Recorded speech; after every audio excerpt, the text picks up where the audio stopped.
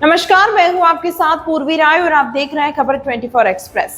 महाराष्ट्र के deputy CM Devendra Fadnavis के बयान पर एनसीपी एसपी सांसद सुप्रिया सुले ने कहा कि यह बड़े दुख की बात है क्योंकि हमारी लड़ाई निजी है, ये विचारधारा की लड़ाई है। जब 5 साल तक महाराष्ट्र में देवेंद्र फडणवीस मुख्यमंत्री रहे तो हमारी भी कुछ अपेक्षा थी क्योंकि हर सरकार में कुछ न कुछ अच्छा होता ही है।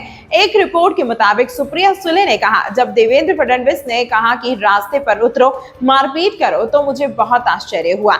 मैं विरोधी हूं लेकिन फिर भी मेरी उनसे बहुत अपेक्षाएं थी, इसीलिए मुझे उनके बयान से बहुत दुख हुआ। सुप्रिया सुले ने कहा कि फडणवीस देश के युवा नेता हैं, डिप्टी सीएम हैं और उनके बीजेपी के प्रेसिडेंट बनने की बात चल रही है, जिनको हम बहुत संस्कारी कहते हैं। लेकिन जब उन्होंने मारपीट की भाषा कही तो मुझे बहुत दुख हुआ। बता दें कि इन दिनों निलंबित पुलिस अधिकारी सचिन वाजे के एक दावे को लेकर बीजेपी और एनसीपी एसपी आमने सामने आ गई हैं।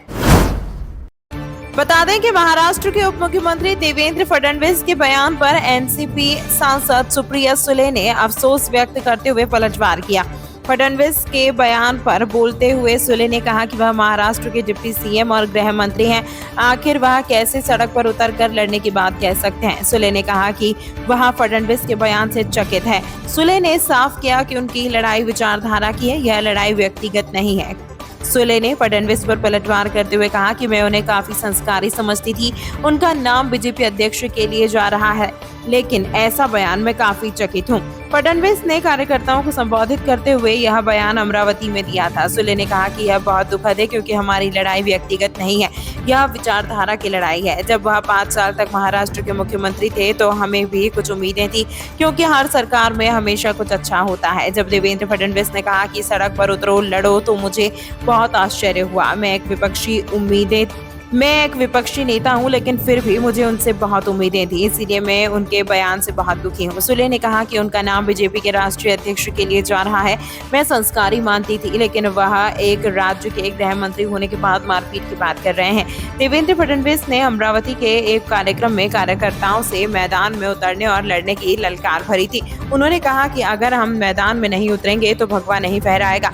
फडणवीस ने कहा, आश्वस्त किया था कि जिन कार्यकर्ताओं में सही मायने में जीत हासिल करने की इच्छा शक्ति है, अगर वे एक बार फिर पूरी ताकत के साथ मैदान में उतरेंगे तो कहीं भी जीत निश्चित है।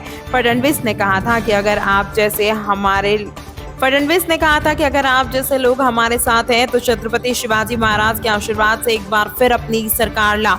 इस कार्यक्रम में अमरावती की पूर्व सांसद और बीजेपी नेता नवनीत राणा भी मौजूद थी। तमाम महत्वपूर्ण खबरों के लिए देखते रहिए खबर 24 एक्सप्रेस।